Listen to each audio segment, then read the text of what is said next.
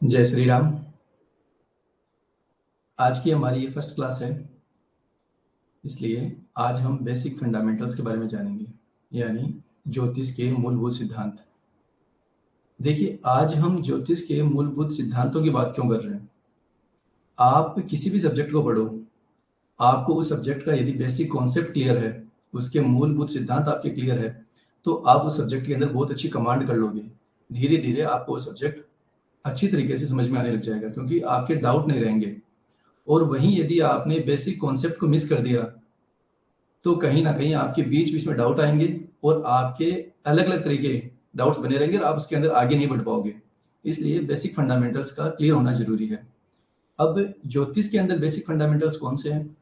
जैसा कि आप जानते हो कि हम वैदिक पाराशरी कोर्स कर रहे हैं, तो इसमें हम कुंडली को स्टडी करना सीखेंगे कि जन्म कुंडली को कैसे स्टडी किया जाता है। तो जन्म कुंडली को स्टडी करने के लिए बेसिक फंडामेंटल क्या क्या है? ग्रह, राशियां और जन्म कुंडली के 12 भाव, ग्रहों की दृष्टियां, भावों के नाम, कौन से भाव को क्या बोला जाता है, ये सारी बेसिक जानकारी होती है। इनको जब आप स्टडी कर लोगे, इनका जब आपको ज्ञान हो जाएगा कि एक ग्रह के कौन कौन से कारक तत्व होते हैं, एक ग्रह के कौन सी दृष्टियां होती है, एक भाव में कौन कौन से सिग्निफिकेंस आते हैं, किस राशि का क्या महत्व होता है, उसके एट्रीब्यूट्स क्या क्या है, यदि ये चीजें आपको नॉलेज में आ गई, तो आपको क्या होगा कि आपके बेसिक कॉन्सेप्ट क्लियर हो जाएंगे और आप किसी भी चार्ट को अच्छे से स्टडी कर पाओगे।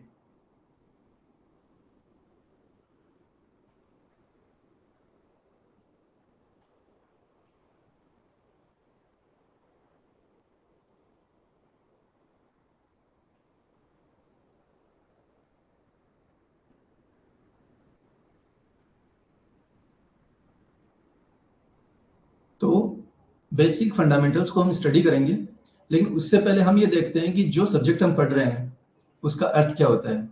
मतलब ज्योतिष आप सीख रहे हो, तो क्या आप मुझे बता सकते हो कि ज्योतिष का अर्थ होता क्या है? आप में से कोई भी ये कमेंट करके बता सकता है कि ज्योतिष का मीनिंग क्या है? देखिए, ज्योतिष का अर्थ होता है ईश्वर की ज्योति, यानी ईश्वर के द्वारा जो दिया गया प्रकाश है, जो दी गई पावर है, जो ज्योति है, वो ज्योतिष है। ये ज्योतिष हमारे अंदर जो अंधकार है उसको मिटाती है और प्रकाश उत्पन्न करती है। जब ये पराविद्या, ये शक्ति, ये विद्या जब हमारे अंदर अंधकार को दूर कर सकती है, तो इस विद्या के द्वारा, इस ज्योति के द्वारा, इस शक्ति के द्वारा, इस पराविद्या के द्वारा हम संसार में सैकड़ों, हजारों नहीं, लाखों लोगों का अंधकार दूर कर सकते हैं, प्रकाश उनके अंदर ला सकते हैं, उनको सही मार्गदर्शन उनको दे सकते हैं, बशर्ते हमें ज्योतिष का सही ज्ञान हो। क्योंकि आप किसी को राह तभी दिखा पाओगे जब आपको उस राह का नॉलेज होगा। ज्योतिष तो बहुत सारे लोग करते हैं और अभी तो वैसे भी ट्रेंड चल रहा है एस्ट्रोलॉजर बनने का, लेकिन सही मायने में ज्योतिष होता क्या है वो आप इस कोर्स के अंदर समझोगे कि ज्योतिष की परिभाषा क्या है, ज्योतिष का महत्व क्या है और किस प्रकार से सही ज्योतिष किया जाता है। ये सारी बातें आप इस कोर्स के अंदर सीखोगे। सही मायने में ज्योतिष करने का मतलब क्या है कि जब आप बर्थ चार्ट देखते हो, तो वहां आपका इंटेंशन क्या होता है, आपका भाव क्या होता है। क्या आप एक स्पिरिचुअल पर्सन हो? क्या आप गायत्री जाप करने वाले हो? क्या आप सूर्य के उपासक हो? ये सारी चीजें क्या मैंडेटरी है। यदि आप एक अच्छे ज्योतिषी बनना चाहते हो, चाहे आप स्टूडेंट के रूप में हो, चाहे आप एज ए टीचर के रूप में बनना चाहो, या फिर आप एज ए कंसल्टेंट बनना चाहो, तो भी आपके लिए स्पिरिचुअल होना मैंडेटरी है। ज्योतिष के अंदर यदि कोई स्पिरिचुअल नहीं रहा, तो वो ना तो ज्योतिष पढ़ पाएगा, और यदि उसने पढ़ भी लिया, समझ भी लिया, तो जब उसके बर्थ चार्ट सामने आएगा तो वो कुछ भी नहीं बोल पाएगा। क्योंकि ये पराविद्या है, इसको आप आध्यात्मिक रह के ही सीख सकते हो। यदि आप चाहते हो कि ज्योतिष के अंदर आपका ज्ञान बढ़े, आप इसके अंदर कमांड अच्छी करो, तो आप आज से ही अपने आप को स्पिरिचुअल की राह पर आगे बढ़ाओ। सबसे पहले सूर्य भगवान को अर्घ देना स्टार्ट करो। क्योंकि सूर्य की बात मैं इसलिए कर रहा हूं कि सूर्य नवग्रह के राजा हैं। ये हमारी सोल को रिप्रेजेंट करते हैं, आत्मा को रिप्रेजेंट करते हैं। जब ये ग्रह सूर्य की उपासना करने से हमारी आत्मा के अंदर रोशनी आ सकती है, तो ज्योतिष के अंदर रोशनी क्यों नहीं आ सकती? यदि आप आध्यात्मिकता में आगे बढ़ना चाहते हो, स्पिरिचुअलिटी में आगे बढ़ना चाहते हो, तो उसके लिए आपको सूर्य का अच्छा होना जरूरी है। तो ये तो एक फर्स्ट पॉइंट हो गया कि आपको सूर्य को अर्घ देना ही देना है। और बाकी आप सूर्य की उपासना करो, सूर्य के मंत्र पढ़ो, आदित्य हृदय स्रोत करो, वो सारी बातें बात की है, लेकिन सूर्य से आपको कनेक्ट होना है, क्योंकि सूर्य अच्छा होगा तो ही आप ज्योतिष के अंदर आगे बढ़ पाओगे। सेकंड, गायत्री जाप। और थर्ड आता है आपका इंटेंशन। इंटेंशन का मतलब क्या है? भाव। आपका भाव क्या रहता है ज्योतिष पढ़ते टाइम, पढ़ाते टाइम, और या किसी बर्थ चार्ट को स्टडी करते टाइम? क्योंकि आपका भाव ही डिसाइड करेगा कि आपकी प्रिडिक्शन होने कैसी होने वाली है।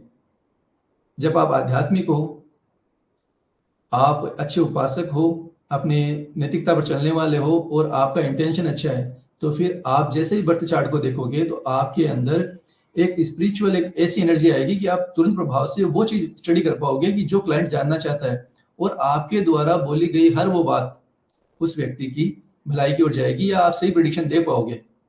ये तभी हो पाएगा जब आप स्पिरिचुअल रहोगे। स्पिरिचुअल भी रहना है और अपना इंटेंशन भी अच्छा रखना है। ये ज्योतिष का पहला स्टेप है कि अपना इंटेंशन हमेशा अच्छा रखना। सूर्य नवग्रह के अंदर प्योरेस्ट एनर्जी है। सनलाइट में आपने देखा होगा कि किसी भी प्रकार की मिलावट नहीं होती। सूर्य का अच्छा होना इसलिए जरूरी है कि सूर्य आपकी आत्मा को रिप्रेजेंट करता है, प्रकाश का है। जिस प्रकार से ये प्रकृति को रोशन करता है, नेचर की शुरुआत होती है सनराइज से, तो ठीक उसी प्रकार ये आत्मा को भी रोशनी देता है, आत्मा को भी प्रकाशित करता है, और यही आपके स्पिरिचुअल लेवल को आगे बढ़ाएगा, स्पिरिचुअल ग्रोथ को आगे बढ़ाएगा। इसलिए ये जो नियम मैंने बताए हैं, इन चीज को आपको फॉलो करना स्टार्ट करना है। एक बार आप कमेंट करके बताइए कि मेरी वॉइस बराबर आप लोगों तक पहुंच रही है, या कोई ऑडियो या वीडियो के अंदर विजिबिलिटी सही है या नहीं। एक बार मुझे चैट करके बता दीजिए, मैसेज करके बता दीजिए।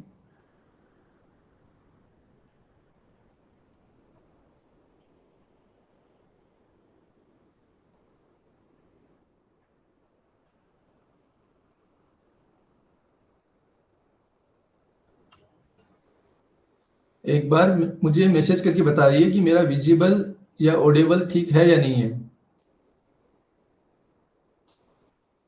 क्लियर है? ओके सुजल जी, ठीक है। आपका फिर से सभी का स्वागत है। आज हमारी फर्स्ट क्लास है। अभी तक हमने एस्ट्रोलॉजी के बेसिक फंडामेंटल्स को समझा है। बेसिक फंडामेंटल्स को हम आगे समझेंगे। इससे पहले हमने ज्योतिष का अर्थ समझा है कि ज्योतिष होता क्या है और ज्योतिष को कैसे तरीके से किया जाता है। हम सभी ने सुना है कि सब कुछ प्री डिसाइडेड है, यानी सब कुछ डेस्टाइंड है। यदि सब कुछ डेस्टाइंड है तो फिर ज्योतिष करने का और सीखने का फायदा क्या है? देखिए, कुछ चीजें ऐसी होती है जो आपके हाथ में है, आप फ्री विल के द्वारा उनको चेंज कर सकते हो। ज्योतिष एक वो विषय नहीं है कि मैरिज कब होगी, बच्चा कब होगा, प्रमोशन कब होगा, जॉब कब लगी, प्रिडिक्शन टूल बना रखा है इसको। लेकिन ज्योतिष एक आपको वो शक्ति है जो आपको ग्रहों के अनुकूल चलना सिखाती है, ग्रहों के अनुसार अलाइन होना सिखाती है। ज्योतिष ज्योतिष का सही मायना यही है कि आप इस विद्या के द्वारा कितने लोगों का भला कर सको, कितने लोगों को सही मार्गदर्शन कर सको। इसलिए इसका नाम ज्योतिष है। ईश्वर की ज्योति मतलब पराविद्या है ये। इसको पढ़ना, सीखना और प्रैक्टिकल करना सारा एक नियम है। इसलिए आप स्टार्ट कर रहे हो ज्योतिष करना तो कुछ नियम आप जरूर से फॉलो करना।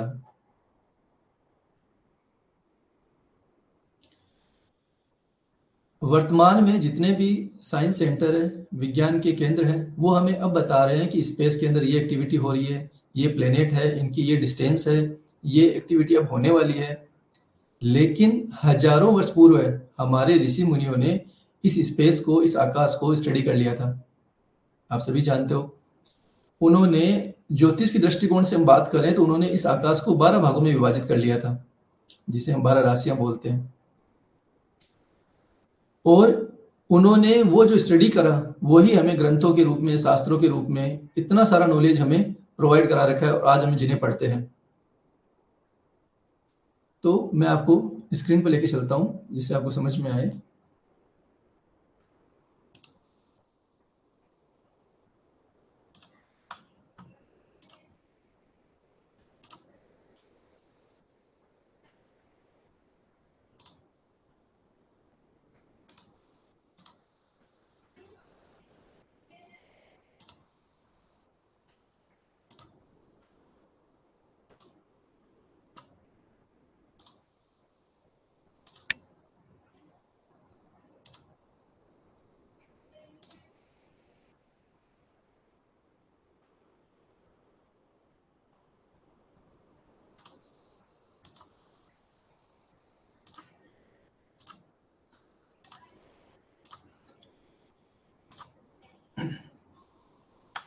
देखिए, मान लीजिए कि जो स्पेस है उसको आप 360 में चाहो तो आप उसको राउंड सर्किल में मान सकते हो, आप चाहो तो उसको रेक्टेंगल शेप में मान सकते हो, ये आपके ऊपर है। मतलब मानना अपने को 360 है, हम नहीं मान रहे। ये ऋषि मुनियों ने, जिन्होंने स्टडी किया आकाश को, जिन्होंने स्टडी किया स्पेस को, उन्होंने ये गणना की थी कि इस प्रकार से आपको डिवाइड करना है। अब जैसे इसको हम 12 भागों में डिवाइड कर देते हैं बराबर,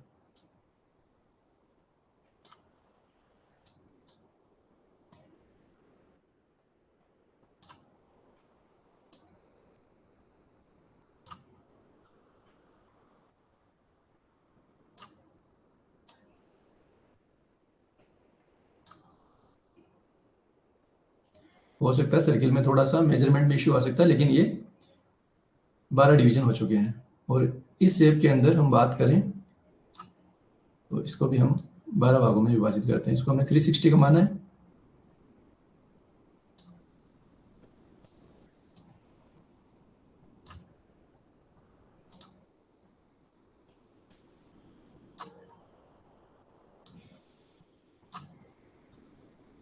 मतलब ये है कि 360 डिग्री का इन्होंने स्पेस को माना, और 12 भागों में विभाजित करने का मतलब ये है कि प्रत्येक भाव जो है वो 30 डिग्री का बनता है।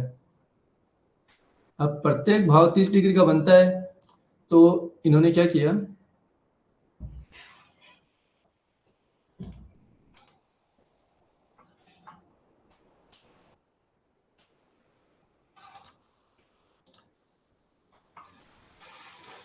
इन्होंने यहाँ पर एक कुंडली तैयार करी, जिसको हम बोलते हैं काल पुरुष की कुंडली।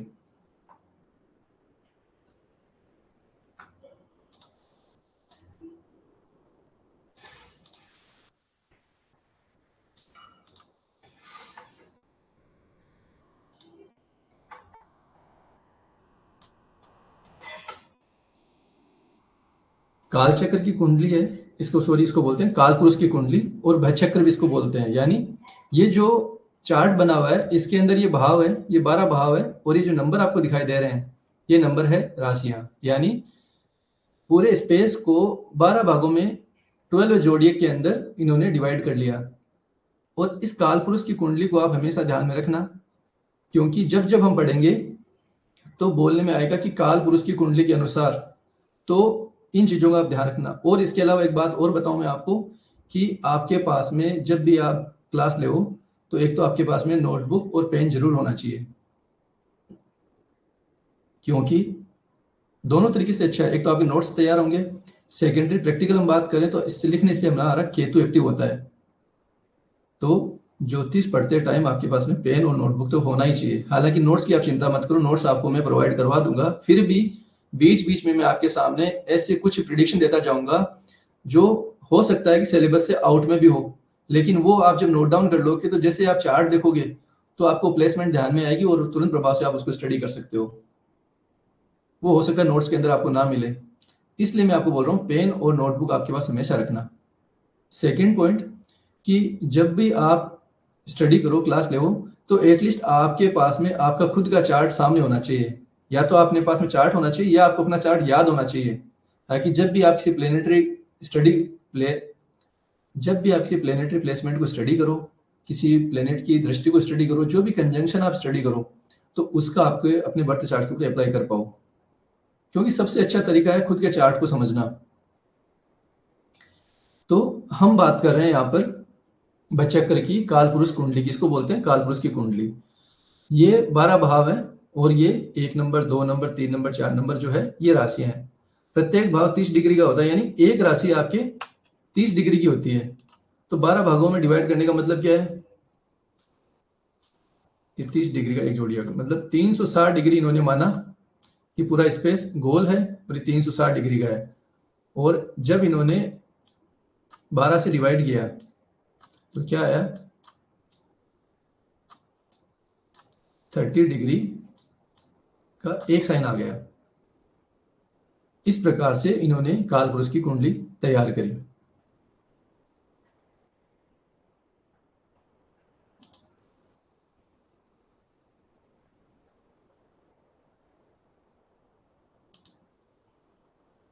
यहाँ तक आपके कोई डाउट है तो आप पूछ सकते हो कि आपको कालपुरुष की कुंडली में या मैंने जो स्क्रीन शेयर करी इसके रिगार्डिंग आपको कोई चीज़ भी डाउट में आई है तो आप मुझे मैसेज कर सकते हो, हैंड राइज करके आप मेरे से बात भी कर सकते हो, या मैं फिर आगे बढ़ूँ।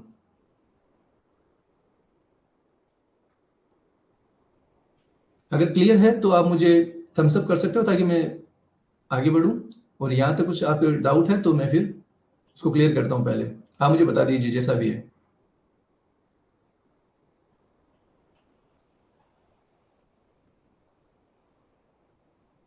आपका कोई कमेंट नहीं आएगा तो मैं ये सोचूंगा कि आपके क्लियर है। आकांक्षा जी क्लियर है? ओके। सुजल जी आपकी क्लियर है? क्लियर है तो आप मुझे टेक्स्ट कर दीजिए क्लियर है। आगे बढ़ते हैं फिर।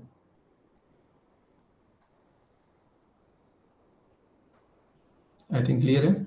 ओके, देखिए जब हम किसी जन्म कुंडली को स्टडी करते हैं, जन्म पत्रिका, बर्थ चार्ट, ये जो होते हैं इसके मूल जो सिद्धांत है, मूल जो आधार है, जो पिलर है, वो क्या है? 3 चीजें हैं। ठीक है, ग्रह, राशियां और भाव, प्लेनेट, जोडियक साइन और हाउसेज, ये आपकी जन्म कुंडली के आधार है। इनका कॉन्सेप्ट आपके क्लियर होना जरूरी है। जैसे 9 ग्रह हैं तो इनके कारकत्व कौन कौन से हैं, इनकी दृष्टियां कौन सी है। 12 राशियां हैं तो इन राशियों के एट्रीब्यूट्स क्या क्या हैं। हालांकि सब चीज़ें मैं पढ़ाऊंगा आपको आगे, लेकिन इनका क्लियर होना जरूरी है। 12 हाउसेज है, 12 भाव है, प्रत्येक भाव किन बातों को दर्शाता है, ये सारी चीजें आपके क्लियर होगी तो आप एक पत्रिका को देखकर तुरंत प्रभाव से उसको रीड कर पाओगे। 3 स्तंभ होते हैं जन्म कुंडली के, ग्रह, राशियां और भाव। ठीक है, अब हम स्टार्ट करते हैं। आई थिंक यहाँ तक बेसिक फंडामेंटल या जो सूक्ष्म जानकारी हमने बात करी एक एज ए इंट्रोडक्शन के हिसाब से, वो हो चुकी है। अब हम स्टार्ट करते हैं बेसिक फंडामेंटल से। प्लेनेट से हम स्टार्ट करते हैं कि 9 ग्रह के अंदर सबसे पहले हम बात करते हैं नवग्रह के राजा सूर्य की।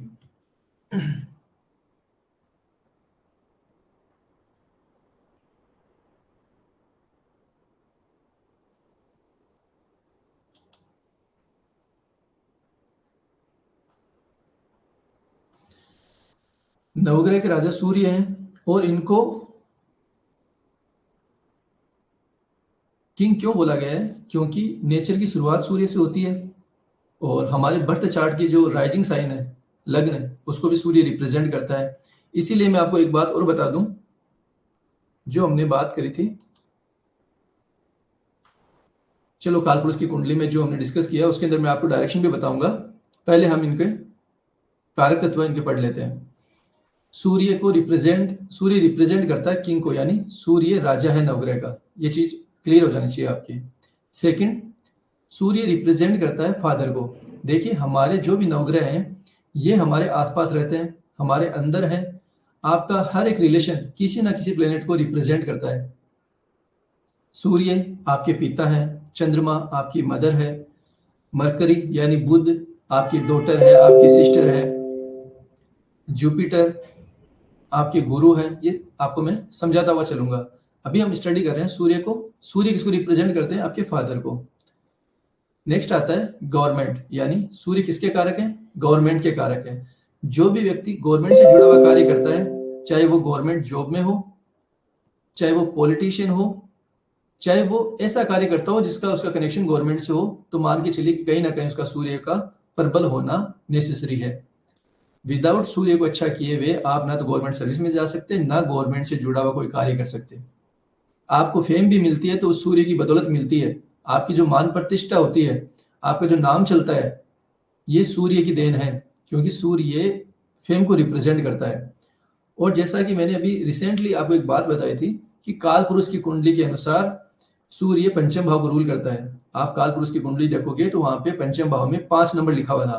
5 नंबर यानी सिंह राशि, और सिंह राशि के स्वामी होते हैं सूर्य। राशियों के स्वामी आपको आगे समझ में आ जाएंगे, लेकिन आपको काल पुरुष की कुंडली का ज्ञान होना जरूरी है। इसके बाद में ऑथोरिटी को रिप्रेजेंट करते हैं, यानी सूर्य जहां बैठेगा वहां आपको ऑथोरिटी चाहिए। विदाउट अथॉरिटी की आपके वहां पे नहीं चलेगा, क्योंकि सूर्य का सिग्निफिकेंस है अथॉरिटी। सूर्य सोल को रिप्रेजेंट करते हैं, आपकी आत्मा को दर्शाते हैं, आत्मा के कारक है सूर्य। प्योरेस्ट एनर्जी है, एकमात्र ग्रह है जिसके अंदर कोई भी तरह की मिलावट नहीं है, क्योंकि सनलाइट जो होती है उसके अंदर मिलावट नहीं होती। मिलावट होती है तो रास्ते के अंदर होती है पोल्यूशन के कारण, अदरवाइज सनलाइट जो है प्योरेस्ट एनर्जी है। सूर्य फेम के कारक है। आपकी जो हड्डियां होती है बोन्स, उनको रिप्रेजेंट करते हैं। जब भी किसी व्यक्ति की बॉडी के अंदर हड्डियों से जुड़ी हुई बीमारी आपको दिखाई दे, तो आप आंख बंद करके बोल सकते हो कि आपकी बोन्स के अंदर, आपके सूर्य, आपकी जन्म कुंडली के अंदर सूर्य अफ्लिक्टेड है, पीड़ित अवस्था में है, तभी हड्डियों से जुड़ी हुई बीमारी होती है।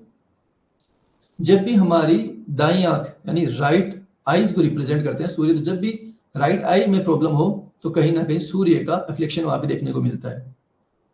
जिस व्यक्ति में कॉन्फिडेंस की कमी हो, तो वो व्यक्ति मान के चलिए कहीं ना कहीं अपने सूर्य को पीड़ित कर रखा है, या उसके बर्थ चार्ट के अंदर सूर्य पीड़ित अवस्था के अंदर है, तभी उसके अंदर कॉन्फिडेंस की कमी रहती है, क्योंकि सूर्य कॉन्फिडेंस को रिप्रेजेंट करते हैं। यदि एक व्यक्ति जो आत्मविश्वास से भरा हुआ है, उसके अंदर कॉन्फिडेंस भरपूर है, तो मान के चलिए उसका सूर्य अच्छा है। स्टेटस, आपका जो भी स्टेटस होता है, जिसे हम बोलते हैं कि एक लेवल है एक आदमी का, एक इमेज है आदमी की, एक पद है आदमी का, वो क्या है? वो सूर्य है आपका। आपकी ओवरऑल जो फेम है, ये कंप्लीटली आपको सूर्य दिलाता है। इसलिए सूर्य कितना इंपॉर्टेंट है आप खुद समझ सकते हो। अब हम बात करते हैं डायरेक्शन की। इस सूर्य कौन सी डायरेक्शन को रिप्रेजेंट करता है? सूर्य राइज होता है ईस्ट डायरेक्शन के अंदर, इसलिए सूर्य की डायरेक्शन वो कौन सी होगी? ईस्ट। इसका खुद का साइन कौन सा है? सिंह राशि को रूल करते हैं। एक्सोल्टेशन, डेबिलिटेशन यानी उच्च का और नीच का क्या होते हैं? एक ग्रह उच्च होता है, एक ग्रह नीच होता है। ये आपको मैं समझा दूं कि देखिए, ग्रहों के षड बल बताए गए हैं, अलग अलग बल हैं। दिग्बल, काल बल, नैसर्गिक बल, चेष्टा बल, स्व क्षेत्रीय, मतलब अलग अलग बल हैं। तो इसके अंदर जो ग्रह उच्च का होता है उसका अपना एक बल होता है, काउंट होता है। तो सूर्य मेष राशि के अंदर यानी एरीज साइन के अंदर जो एक नंबर की राशि है, वहां आकर उच्च के होते हैं। और नीच के कहाँ होते हैं? लिब्रा में, यानी 7 नंबर में आके नीच के होते हैं। ये चीजें मैं आपके क्लियर करता हुआ चलूंगा। अब ये मत सोचना कि आपकी समझ में नहीं आ रही। ये बेसिक मैंने इसलिए स्लाइड बनाई है कि आप लोगों के सामने मैं कोई चीज मिस ना कर दूं, आप लोगों को सिग्निफिकेंस वगैरह मैं अच्छे से एक्सप्लेन कर पाऊं, इसलिए आप लोगों के लिए मैंने स्लाइड प्रिपेयर करी है।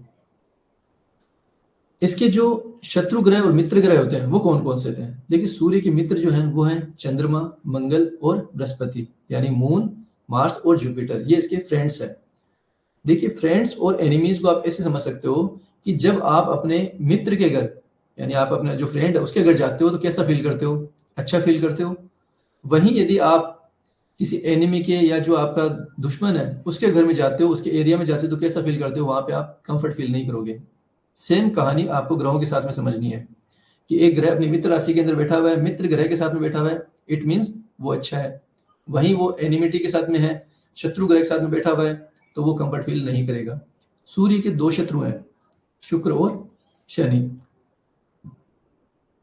यानी वीनस और सैटर्न। न्यूट्रल का मतलब होता है सम। न्यूट्रल ग्रह वो ग्रह होता है जो न तो आपके लिए शत्रु के लिए वर्क करेगा, न ही आपके लिए वो मित्र की तरह वर्क करेगा। ये न्यूट्रल है। ये है आपके बुध।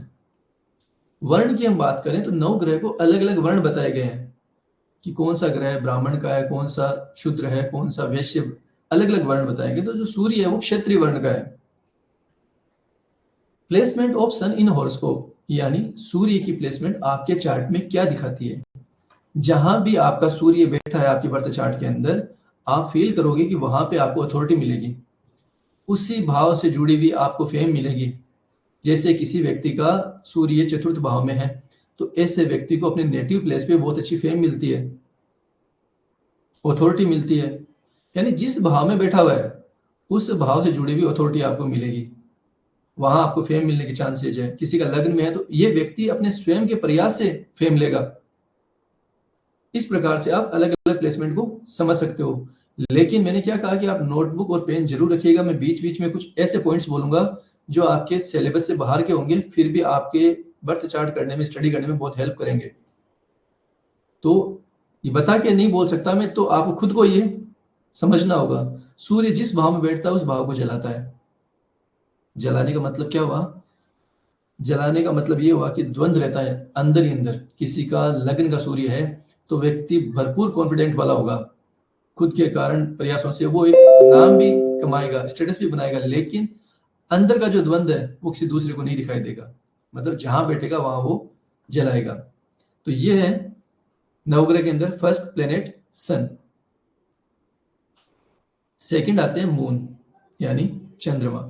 जैसे सूर्य फादर को रिप्रेजेंट कर रहे थे, वैसे चंद्रमा रिप्रेजेंट करते हैं मदर को। अब इसके कारक तत्व कौन कौन से हैं? चंद्रमा आपके सबकॉन्शियस माइंड को रिप्रेजेंट करते हैं। हमारे माइंड के दो भाग होते हैं, कॉन्शियस और सबकॉन्शियस, यानी चेतन मस्तिष्क और अवचेतन मस्तिष्क। सबकॉन्शियस माइंड जो होता है वो लगभग 90% के अबव होता है, यानी बहुत बड़ा पार्ट, लगभग पार्ट सबकॉन्शियस माइंड का होता है। तो उसको रिप्रेजेंट करते हैं मून। तो जिस व्यक्ति का मून अच्छा है तो मान के चलिए कि उसका अवचेतन मस्तिष्क बहुत अच्छा वर्क कर रहा है, उसकी मेमोरी बहुत अच्छी होगी। और जिस व्यक्ति की मेमोरी अच्छी है उसकी लर्निंग अच्छी होगी। चंद्रमा रिप्रेजेंट करता है आपके मन को। तो जब आप बोलते हो ना कि आज मेरा मूड ठीक नहीं है, तो आप अपने बर्थ चार्ट के अंदर गोचर देख लीजिएगा। उस दिन चंद्रमा ऐसे भाव के अंदर है जो आपका भाव पीड़ित है, और वो इतना ही रहता है 2 दिन, सवा 2 दिन मैक्सिमम, क्योंकि चंद्रमा का गोचर जो होता है एक राशि के अंदर सवा 2 दिन का होता है। तो मूड जो है वो क्या है? चंद्रमा। चंद्रमा से गोचर से आप अपनी पर डे की एक्टिविटी देख सकते हो कि मेरा आज का दिन कैसे जाने वाला है। इसीलिए मैं आपको बोल रहा हूं कि ज्योतिष क्या है? पराविद्या है। ये आपके अंधकार को दूर कर देगी, आपके अंदर जो अंधकार है उसको दूर कर देगी, पूर्णतया प्रकाशित कर देगी। ये वो लाइट है जो आपके स्वयं के अंधकार को दूर करेगी, और आप इस लाइट के माध्यम से, इस विद्या के माध्यम से हजारों नहीं लाखों लोगों का आप भला कर सकते हो, लाखों लोगों को आप प्रकाशित कर सकते हो, उनको मार्गदर्शन दे सकते हो। अब ये डिपेंड करता है कि आपका इंटेंशन कैसा है, आप किस भाव से ज्योतिष पढ़ रहे हो। क्योंकि इस कोर्स के अंदर हम जो पर्पज है पढ़ाने का वो क्या है कि ज्योतिष का जो कोर है सही मायने में वो समझना। और मैं पूरा प्रयास करूंगा कि आप लोगों को जो ज्योतिष का भाव है, जो क्रक्स है सही मायने में, वो सिखा पाऊं। नेक्स्ट चलते हैं हम इमोशन पे। ज्योतिष आपके चंद्रमा आपके इमोशन को रिप्रेजेंट करता है, आपके जो भाव होते हैं उनको रिप्रेजेंट करता है। यानी आप प्रैक्टिकल हो, आप इमोशनल हो, आप चंचल स्वभाव के हो, कैसे हो आप, यह चंद्रमा बताता है। चंद्रमा व्यक्ति को इमोशनल बनाता है जब भी लग्न में आता है। तो ब्लेम, जब भी चंद्रमा की दशा चलती है तो व्यक्ति कहीं ना कहीं उसके ऊपर सच्चा या झूठा किसी प्रकार का ब्लेम लगने के चांसेस बढ़ जाते हैं। जैसे हम देखते हैं कि उसके ऊपर चोरी का ब्लेम लगा, तो वो चंद्रमा की दशा के दौरान ऐसी चीज देखने को मिलती है। चंद्रमा ब्लेम के कारक है। अब ये सच या झूठ वो अलग बात है, लेकिन ब्लेम को रिप्रेजेंट करता है मून। देखिए सिग्निफिकेंस आपको याद रहेंगे ना, उतना ही आपको चार्ट को स्टडी करने में अच्छा लगेगा, मजा आएगा आपको। क्योंकि डायरेक्ट सिग्निफिकेंस से आप डायरेक्ट दशा चेक कर सकते हो, डायरेक्ट उस प्लेनेट को ट्रिगर कर सकते हो जो प्रॉब्लम क्रिएट कर रहा है। फॉर एग्जाम्पल, आपके पास में कोई क्लाइंट आया और उसने बोला कि मेरे ऑफिस के अंदर मेरे ऊपर धोखाधड़ी का या किसी भी प्रकार का झूठा ब्लेम लगा है, तो ये परेशानी मेरे क्यों आई, इसका सॉल्यूशन क्या होगा। तो आप इस ब्लेम को कैसे देखोगे? अगर आपको प्लेनेट के सिग्निफिकेंस, उसके एलिमेंट्स, कारक तत्व पता है, तो आपको तुरंत प्रभाव से याद आ जाएगा कि अच्छा ब्लेम इट मीन्स चंद्रमा का रोल है कहीं ना कहीं। तो आप तुरंत प्रभाव से चंद्रमा की दशा स्टडी कर लोगे, उसका गोचर स्टडी कर लोगे, उसके आधार पर आप बता पाओगे। यही नियम लागू होता है हर प्लेनेट के ऊपर। आपकी पीस ऑफ माइंड है चंद्रमा। काल पुरुष की कुंडली के अंदर जो चतुर्थ भाव है उसके अंदर राशि आती है कर्क, जिसके रूलर है चंद्रमा मून। तो चंद्रमा की प्लेसमेंट ये बताती है कि आपको मन की शांति कहाँ मिलेगी। चंद्रमा क्या है? मन की शांति है। जैसे किसी व्यक्ति का चंद्रमा 9th हाउस में है, तो ऐसा व्यक्ति जब भी धार्मिक यात्राएं करेगा, ऐसा व्यक्ति जब भी अपने गुरु से मिलेगा, ऐसा व्यक्ति जब भी कोई लॉन्ग जर्नी करेगा तो उसके मानसिक शांति मिलेगी, मेंटल पीस को फील करेगा। किसी व्यक्ति का चतुर्थ भाव में है तो ऐसा व्यक्ति घर पे रहेगा तो बहुत अच्छा फील करेगा, अपनी मदर के पास में बैठेगा तो उसको सुकून मिलेगा। किसी का 3rd हाउस में है तो ऐसा व्यक्ति जब जब ट्रेवल करेगा जब जब अपने छोटे भाई के साथ में होगा, स्थान परिवर्तन होगा, तो ऐसा व्यक्ति मानसिक शांति फील करता है। चंद्रमा की प्लेसमेंट ये दिखाती है कि आपको सुकून कहाँ से मिलेगा, आपको मेंटल पीस कहाँ से मिलेगी।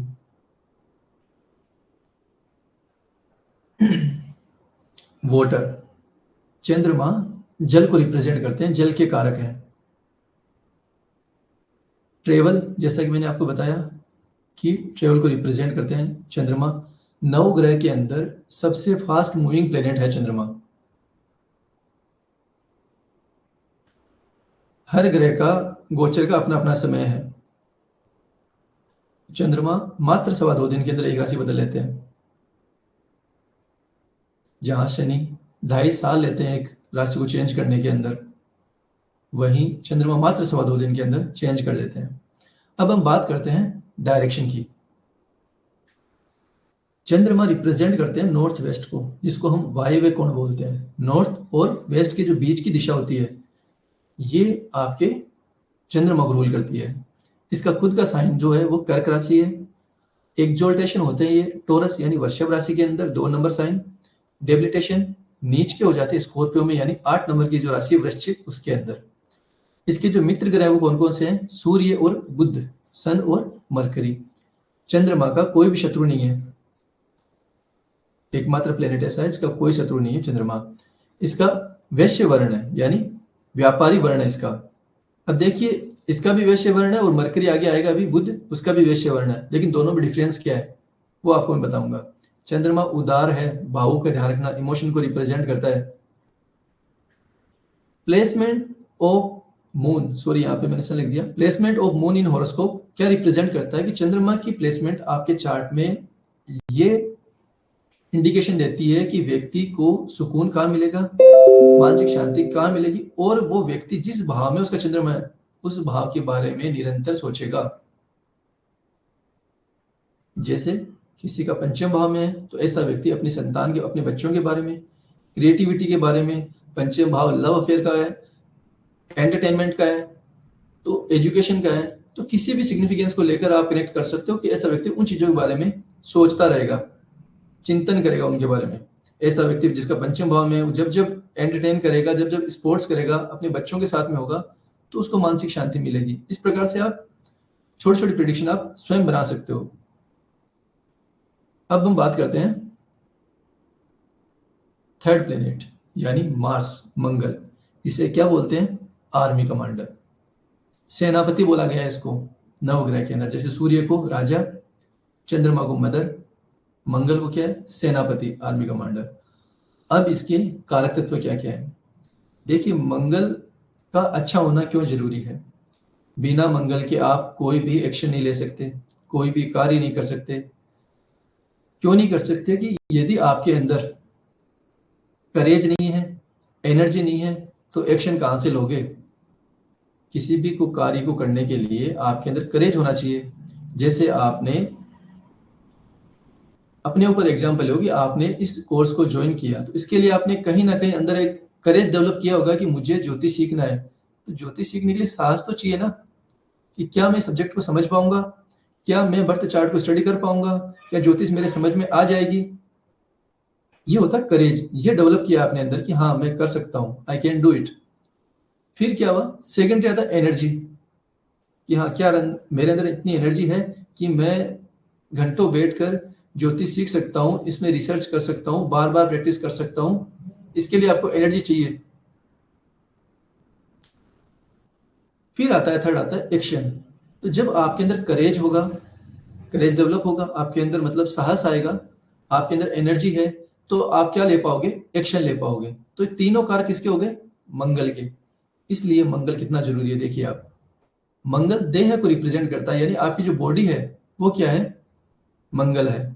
आपको जो गुस्सा आता है, एंगर जो है, वो मंगल है।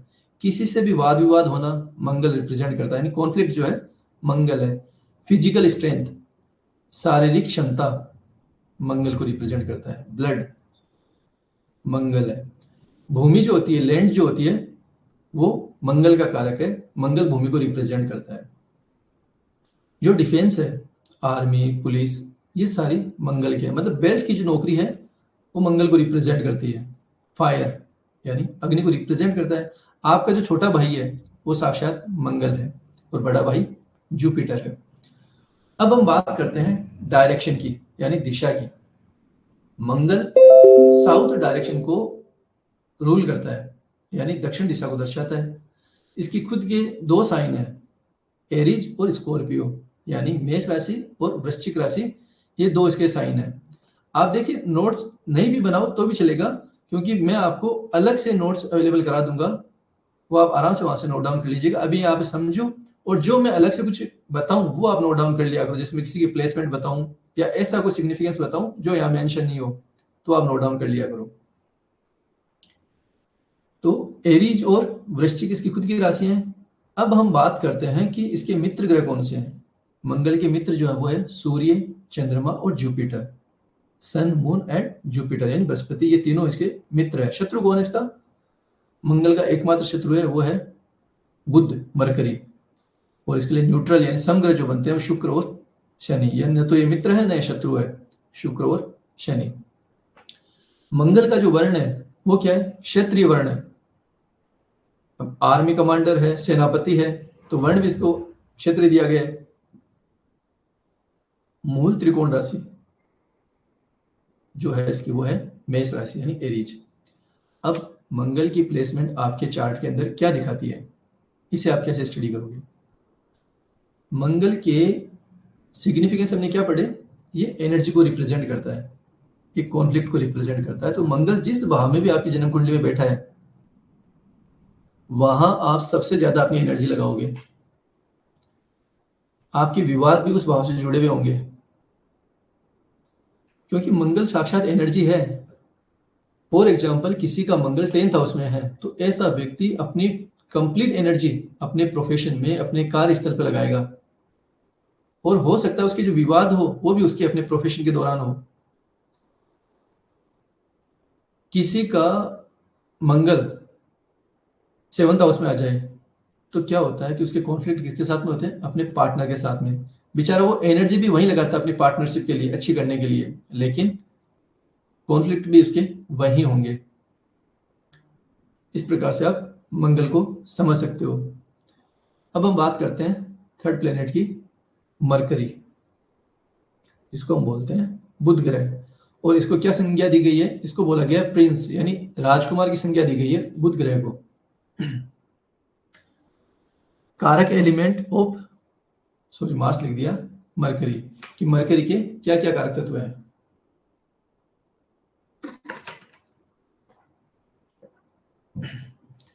मरकरी रिप्रेजेंट करता है आपकी इंटेलिजेंस को, आपकी बुद्धि को। देखिए, बुद्धि में और ज्ञान में, यानी इंटेलिजेंस और विजडम में डिफरेंस है, ये आप थोड़ा सा ध्यान रखिएगा। बुद्धि की जब बात हो तो वहां पे मरकरी आएगा, और जहां ज्ञान की बात हो वहां जुपिटर आएगा। इंटेलिजेंस एलिमेंट है मरकरी का, विजडम एलिमेंट है जुपिटर का। यानी बुध ग्रह आपकी बुद्धि को दर्शाता है और देवगुरु बृहस्पति आपके ज्ञान को दर्शाते हैं।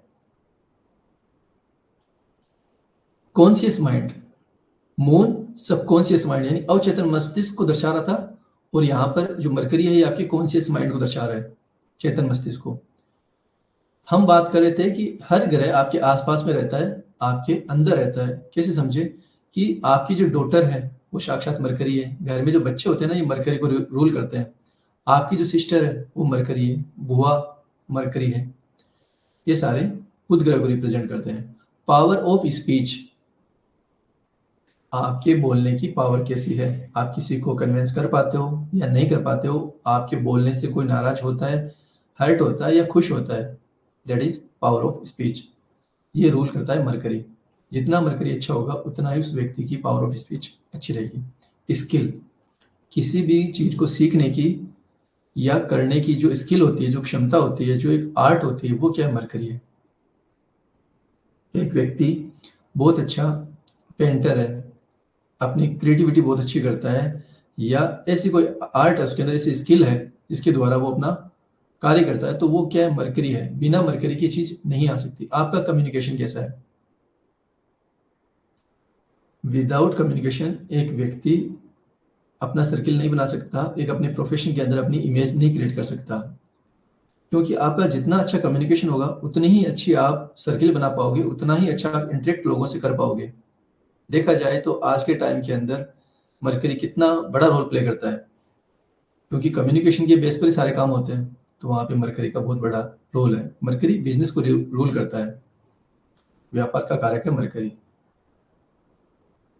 और इसका जो वर्ण है वो भी वैश्य वर्ण है, आगे आएंगे इसके ऊपर। बॉडी पार्ट की हम बात करें तो ये आपके नर्वस सिस्टम को रिप्रेजेंट करता है। जब भी बॉडी के अंदर कोई भी आपको बोले कि मेरे नसों से संबंधित दिक्कत है, तो आप डायरेक्ट वहां पे मरकरी को स्टडी कीजिए, क्योंकि मरकरी रूल करता है इन चीजों को। जीएफ और बीएफ यानी जो भी गर्लफ्रेंड बॉयफ्रेंड होते हैं, ये मरकरी इनको रूल करता है। एजुकेशन, शिक्षा मरकरी का डोमेन है। अकाउंटिंग, बैंकिंग, ये जो है ये मरकरी है। जब हम जॉब को स्टडी करते हैं कि कोई व्यक्ति बोलता है कि मैं किस क्षेत्र में जॉब करूंगा, तो वहां ये सिग्निफिकेंस आपके काम में आएंगे। आपको पता होना चाहिए कि अकाउंटिंग है तो कौन से प्लेनेट का है, फाइनेंस है तो कौन से का है, टेक्निकल है तो कौन से प्लेनेट का है। ये चीजें आपको ध्यान में रहनी चाहिए और ये धीरे धीरे ध्यान में आएगी। आप सोचो कि मैं मेरी आज फर्स्ट क्लास है, आज ही मैं सब कुछ सीख लूं, इट इज नॉट पॉसिबल। ज्योतिष सब्जेक्ट है प्रैक्टिस का। आप जितनी प्रैक्टिस करोगे उतना ही आप इसके अंदर अच्छी कमांड लोगे। ये जो मैंने क्लास का रूटीन बनाया है कि अपन वीक के अंदर सिर्फ एक ही क्लास करेंगे, इसका रीजन यही है कि जैसे आज क्लास हो गई, इसके बाद में आपके पास में 6 दिन रह जाएंगे, नेक्स्ट संडे को हमारी क्लास होगी। तो इस दौरान आप कितना कुछ इस चीज को रिवाइज कर सकते हो। जैसे जैसे आपके सामने कोई व्यक्ति आएगा, पिताजी आएंगे आपके, तो आपको तुरंत प्रभाव से क्लिक होना चाहिए कि ये हमारे सूर्य हैं, मदर मून है, आपकी बेटी आए आपके सामने तो मरकरी है, बच्चे घर में घूमे तो मरकरी घूम रहे हैं। ये सारी चीजें आपको ग्रहों को देखना है। ज्योतिष आप प्रैक्टिकल सब्जेक्ट है, ये कोई थ्योरेटिकल सब्जेक्ट नहीं कि हम इसको किताब लेके बैठ गए और पढ़ लिया, याद कर लिया। जितना आप अपने साथ में इसको प्रैक्टिकल करते जाओगे, उतना ही अच्छा इसके अंदर कमांड करते जाओगे। ज्योतिष को आपको जीना सीखना है, सिर्फ पढ़ना नहीं है, इसको जीना है। ज्योतिष सब्जेक्ट ऐसा है, आपके साथ में जब कोई इवेंट हो, कोई घटना हो, तो आपको पता चलना चाहिए कि हाँ ये मेरे साथ में क्यों हो रहा है, तब लगेगा कि हाँ ज्योतिष सीख रहे हो। चलो अब आते हैं डायरेक्शन के ऊपर। मरकरी रिप्रेजेंट करता है नॉर्थ डायरेक्शन को, यानी उत्तर दिशा मरकरी का डोमेन है। इसके खुद के जो साइन है, जो राशि है, वो कौन सी है? जेमिनाई और वर्गो, यानी मिथुन और कन्या राशि होती है। और इसकी जो मूल त्रिकोण राशि है वो कन्या राशि है। बुध के जो मित्र ग्रह वो कौन से हैं? सूर्य और शुक्र, सन और वीनस इनके मित्र ग्रह, और शत्रु ग्रह इसका चंद्रमा। देखिए चंद्रमा शत्रु क्यों है, इसके पीछे एक छोटी सी कहानी मैं आपको सुनाता हूं कि मरकरी जो है वो चंद्रमा की नाजायज संतान है।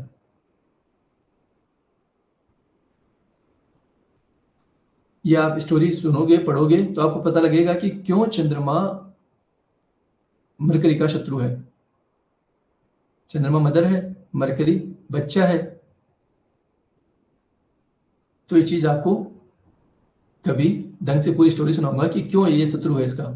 न्यूट्रल प्लेनेट बुध ग्रह के लिए जो मंगल, बृहस्पति और शनि, यानी मार्स, जुपिटर और सेटन जो है, ये न्यूट्रल है, सम है। ये ना तो मित्र है ना ही शत्रु है। और मूल त्रिकोण राशि इसकी वर्गो यानी कन्या राशि है। मरकरी एग्जोल्ट होते हैं वर्गो के अंदर, यानी कन्या राशि के अंदर ये एग्जोल्टेड होते हैं, और नीच के हो जाते हैं ये पाइसेज के अंदर, मीन राशि के अंदर। देखो इसका छोटा सा मैं आपको फॉर्मूला बताता हूँ, जब राशि आएगी तब बताऊंगा कि जो राशि एग्जोल्ट हो रही, जिस राशि में एग्जोल्ट हो रहा है, वहां से आप 6 जोड़ दोगे उसके अंदर, तो 7वीं राशि जाएगी, वहां पे वो व्यक्ति, वहां वो ग्रह नीच का हो जाता है। ये फॉर्मूला मैं आपको आगे बता दूंगा। मरकरी का जो वर्ण है वो है वैश्य वर्ण, यानी व्यापारिक वर्ण। अब देखिए चंद्रमा भी वैश्य वर्ण का है और मरकरी भी वैश्य वर्ण का है, लेकिन दोनों में डिफरेंस क्या है? चंद्रमा उदार व्यापारी है और मरकरी प्रैक्टिकल व्यापारी है। अब उदार और प्रैक्टिकल को आप कैसे समझोगे? दोनों ही तो वैश्य वर्ण है, लेकिन दोनों में डिफरेंस है। डिफरेंस क्या है कि चंद्रमा वो व्यापारी है कि जिसके पास में कोई कस्टमर आया और 100 रुपए की चीज है, और उसने उसे रिक्वेस्ट करी कि मेरे पास इतने पैसे नहीं है, मैं मात्र आपको 70 रुपए दे सकता हूँ। अब चंद्रमा को पता है कि मेरी चीज 60 रुपए में आई है, मैं इसके 40 रुपए प्रॉफिट ले रहा था, लेकिन चंद्रमा क्या है कि भावुक है, तो वो सोचेगा कि चलो कोई ना, इसमें अपन 10 रुपये कमा लेंगे, तो वो क्या करेगा, उसको 70 रुपये में दे देगा। वहीं मरकरी क्या करेगा कि मरकरी को ये पता है कि मेरे 60 रुपये में चीज आई हुई है, तो वो उससे क्या करेगा कि 70 में नहीं देगा, वो उसका मार्जिन जो है 40 रुपये का, वो हो सकता है कि 10-5 कम करेंगे, वो कोशिश ये करेगा कि उसको 80 या 90 रुपये तक बेचने की कोशिश करेगा, क्योंकि वो प्योर बिजनेसमैन है मरकरी, एक शुद्ध व्यापारी है मरकरी। अब placement of mercury in horoscope, कि मरकरी की प्लेसमेंट आपकी जन्म कुंडली में क्या दिखाती है। बुध ग्रह आपकी जन्म कुंडली में जिस भाव में बैठा हुआ है, वहां व्यक्ति अपनी बुद्धि लगाता है। बुद्धि लगाने का मतलब है कि वहां व्यक्ति अपने बुद्धि का ज्यादा इस्तेमाल करता है, अपनी जो इंटेलिजेंस है वहां वो ज्यादा लगाता है। जैसे किसी व्यक्ति का सेकंड हाउस में मरकरी आ जाए, तो ऐसा व्यक्ति फाइनेंस को लेकर, अपनी फैमिली को लेकर बहुत ज्यादा इंटेलिजेंस का यूज करेगा। वो उसका जो दिमाग, उसकी जो बुद्धि है अपने फाइनेंस के अंदर चलेगी, मैं कैसे अपनी वेल्थ को एक्यूमुलेट कर सकता हूँ, मैं अर्निंग कैसे बढ़ा सकता हूँ, क्योंकि सेकंड हाउस इन बातों को रूल करता है। तो जब हम भावों के कारक तत्वों को पढ़ेंगे, जब आप 12 भावों को पढ़ लोगे, तो आपको ये सेंटेंस भी समझ में आने लग जाएगा। इसके बाद में हम आते हैं जुपिटर यानी देवगुरु बृहस्पति के ऊपर। हम इनकी बात करें तो जुपिटर रिप्रेजेंट करते हैं आपके टीचर को, आपके गुरु। जो भी आपके गुरु हैं, चाहे वो आपके एजुकेशन टीचर हो, आपके जिम ट्रेनर हो, आपको किसी भी प्रकार की स्किल आपको सिखाने वाले हो, आपके मेंटोर हो, जो कोई चीज आपको सिखा रहे हैं वो आपके गुरु है, और गुरु आपका साक्षात जुपिटर है। अब देखिए, एक ज्योतिष के लिए, एक एस्ट्रोलॉजर के लिए जुपिटर क्या मायने रखता है। नॉट ओनली एस्ट्रोलॉजर, हम सभी के लिए जुपिटर का जन्म कुंडली में अच्छा होना जरूरी है। क्योंकि जिसका जुपिटर अच्छा है ना, वो मान के चलिए कि जन्म कुंडली में और भी कई भाव पीड़ित है, तो उनको भी वो प्रोटेक्शन देता है। ये आपके भाग्य को रिप्रेजेंट करता है, ये आपका लक है। जुपिटर प्रोस्पेरिटी है। जिस व्यक्ति का जुपिटर अच्छा होगा, उसकी लाइफ में प्रोस्पेरिटी रहेगी, उसकी लाइफ में हैप्पीनेस रहेगी। विजडम का क्या कारक है ये, इसलिए जुपिटर, रिश्ते की बात करें तो हम आपके बड़े भाई को भी जुपिटर रूल करता है। जुपिटर फेथ है। जब भी आप किसी भी सब्जेक्ट को पढ़ो, जैसे एस्ट्रोलॉजी पढ़ रहे हो या आप और कोई सब्जेक्ट पढ़ते हो, तो वहां आपके जो टीचर है, आपके गुरु हैं, उनके ऊपर आपका जितना अच्छा ट्रस्ट होगा, उतना ही आपका जुपिटर अच्छा वर्क करेगा, यानी वहां पे फेथ आ गया। और जिस व्यक्ति का फेथ अच्छा है अपने मेंटोर के लिए, अपने टीचर के लिए, तो वो व्यक्ति लर्निंग भी अच्छी होगी और कहीं ना कहीं डिवाइन ब्लेसिंग भी अच्छी आएगी, क्योंकि डिवाइन ब्लेसिंग को रूल करता है जुपिटर। ईश्वरी जो कृपा देखते हैं हम, वो कहाँ से देखते हैं, 9th हाउस से। और काल पुरुष की कुंडली में 9th हाउस को रूल करता है जुपिटर, इसलिए जुपिटर बहुत बड़ा रोल रखता है जन्म कुंडली के अंदर। अब हम बात करते हैं एलिमेंट्स की, कारक तत्व की। विजडम का कारक है, यानी जो ज्ञान जो है वो जुपिटर से मिलता है। क्लियरिटी ऑफ माइंड, एक माइंड के अंदर क्लियरिटी का आना, द्वंद नहीं रहना, किसी चीज को लेकर असमंजस नहीं रहना, ये जुपिटर की देन है। प्रोस्पेरिटी, घर में सुख समृद्धि जो आती है, ये जुपिटर की देन है। बिना जुपिटर के आप कभी भी प्रोस्पेरिटी हासिल नहीं कर पाओगे। लक, आपका जो भाग्य है वो जुपिटर की देन है। एयर, हवा जो है, ये साक्षात बृहस्पति है। इसलिए जब भी बृहस्पति और बुध ग्रह की युति होती है, यानी जुपिटर और मरकरी की युति होती है, तो ऐसे व्यक्ति को बोला जाता है कि आप जहां पे पढ़ाई करो वहां पे वेंटिलेशन होना जरूरी है। क्योंकि जुपिटर क्या है, विजडम है, एयर है, और एजुकेशन, इंटेलिजेंस क्या है, मरकरी है। तो आपकी इंटेलिजेंस कब वर्क करेगी, जब आप वेंटिलेशन में बैठोगे। इस प्रकार से डिकोड किया जाता है। आपकी जो सांस है, आपकी जो ब्रीथ है, वो जुपिटर है। हायर एजुकेशन, अब देखिए हायर एजुकेशन को जुपिटर कैसे रूल करता है कि काल पुरुष की कुंडली के अंदर जो 9th हाउस है, वहां से हम हायर एजुकेशन को देखते हैं, और उस भाव को रूल करता है जुपिटर। इसलिए जुपिटर को हायर एजुकेशन दर्शाता है। मोरलिटी, आपकी नैतिकता कैसी है, यह आपकी जन्म कुंडली का बृहस्पति बताता है। जिस व्यक्ति की मोरलिटी नहीं है, जो व्यक्ति नैतिक नहीं है, उसके लिए प्रिंसिपल कोई मायने नहीं रखता। मान के चलिए इस जन्म कुंडली में उसने या तो उसका जुपिटर पीड़ित है, या धीरे धीरे अपने जुपिटर को डैमेज कर रहा है। तो यदि आप चाहते हो कि आपका जुपिटर अच्छा रहे, क्योंकि बिना जुपिटर के आप ज्योतिष नहीं कर पाओगे कभी भी, तो यदि आप चाहते हो कि आपका जुपिटर अच्छा रहे, तो आपको अपने कार्य के अंदर मोरलिटी लानी होगी। आपको अपने गुरु का सम्मान करना होगा, आपको नैतिकता पे चलना ही होगा। 9th हाउस जो है वो आपको स्ट्रॉन्ग करना होगा। प्रिंसिपल जो भी सिद्धांत है उनको फॉलो कीजिए आप। टीचर, आपके जो भी अध्यापक है जिनसे भी आप सीखते हो, वो आपके जुपिटर हैं। अब हम बात करते हैं डायरेक्शन की, कि कौन सी दिशा को रूल करते हैं जुपिटर। नॉर्थ ईस्ट, जिसे हम ईशान कोण बोलते हैं, उसको जुपिटर रूल करते हैं। जुपिटर की दो राशियां हैं, सेजिटेरियस एंड पाइसिज, यानी धनु और मीन, ये दो राशियां हैं। इसके जो मित्र ग्रह वो कौन से हैं? सूर्य, चंद्रमा और मंगल, यानी सन, मून और मार्स, ये इसके मित्र ग्रह हैं। एनिमीज बुध और शुक्र, मरकरी और जो शुक्र है इसके शत्रु ग्रह माने गए हैं। न्यूट्रल है सैटर्न। एक्सोल्टेशन की हम बात करें तो कर्क के अंदर यानी कैंसर साइन के अंदर जुपिटर उच्च के होते हैं और मकर राशि यानी कैप्रिकॉर्न के अंदर आके ये डेबिलिटेट हो जाते हैं। वर्ण की हम बात करें तो जुपिटर क्या है? ब्राह्मण वर्ण बताया गया है, क्योंकि ब्राह्मण का कर्म क्या है? ब्राह्मण का कर्म है अध्ययन करना और अध्यापन करवाना, पढ़ना और पढ़ाना, धार्मिक कार्य करना, ये ब्राह्मण का कर्म है। इसलिए जुपिटर को वर्ण दिया गया ब्राह्मण का। अब आपकी जन्म कुंडली में जुपिटर किन बातों को रूल करता है, क्या इंडिकेशन आती है जुपिटर की, आपकी जो प्लेसमेंट है वो क्या दिखाती है? जब भी आप किसी ग्रह की प्लेसमेंट को स्टडी करो तो आपको उस ग्रह के कारक तत्व का पता होना जरूरी है, क्योंकि आपके पास में कारक तत्व का ज्ञान होगा तो आप वो डिकोड कर पाओगे। तो बृहस्पति की प्लेसमेंट ये दिखाती है कि इस व्यक्ति की जो ग्रोथ है, इस व्यक्ति की जो स्पिरिचुअल डेवलपमेंट जो इस व्यक्ति को होना है, इस व्यक्ति का जो भाग्य है, इसका जीवन का जो सही उद्देश्य है, वो इस भाव से जुड़ा हुआ है। जैसे किसी व्यक्ति का जुपिटर बृहस्पति 9th हाउस में है, तो ये इंडिकेशन ये आ रही है कि इस व्यक्ति की जो रियल ग्रोथ है, आध्यात्मिक उन्नति है, इसका जीवन का जो उद्देश्य है वो नवम भाव है। यानी ये व्यक्ति जितना धार्मिक रहेगा, जितनी अपनी मोरलिटी से अपना कार्य करेगा, जितनी हायर एजुकेशन लेगा, जितना अपने गुरु का सम्मान करेगा, उतना ही ये व्यक्ति धीरे धीरे स्पिरिचुअलिटी में ग्रोथ करता जाएगा और उसको जो रियल ग्रोथ है वो मिलने लग जाएगी।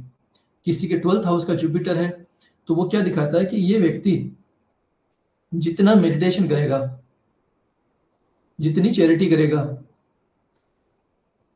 जितना ये अपने आप में देने की भावना रखेगा, जितना ये व्यक्ति चीजों को छोड़ने का भाव रखेगा, उतना ही इसकी रियल ग्रोथ होती जाएगी।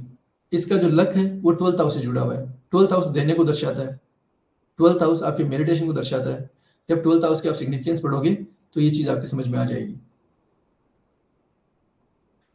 अब हम बात करते हैं नेक्स्ट प्लेनेट की, दैट इज वीनस, शुक्र ग्रह। शुक्र ग्रह क्या है? शुक्र ग्रह फीमेल है, आपकी वाइफ है, स्पाउस को रिप्रेजेंट करता है। आपका जो जीवन साथी है वो वीनस है। डोमेस्टिक हैप्पीनेस, आपकी जो घर की जो खुशी है वो क्या है? वीनस है। जिस व्यक्ति का वीनस अफ्लिक्टेड होगा, वीनस पीड़ित होगा, कहीं ना कहीं उस व्यक्ति के पास में सब कुछ होते हुए भी घरेलू जो शांति वो नहीं रहेगी। इसलिए डोमेस्टिक हैप्पीनेस जो है वो वीनस दर्शाता है। काऊ यानी गाय जो है वो साक्षात शुक्र है। काऊ सेट जो गौशाला होती है वो शुक्र का डोमेन है। रेडीमेड क्लॉथ्स ये सारे शुक्र हैं। कर्ड दही शुक्र है। एक्यूमुलेटेड वेल्थ जो धन आप संचित करते हो वो क्या है? वो शुक्र है। बेडरूम जो आपका है वो शुक्र है।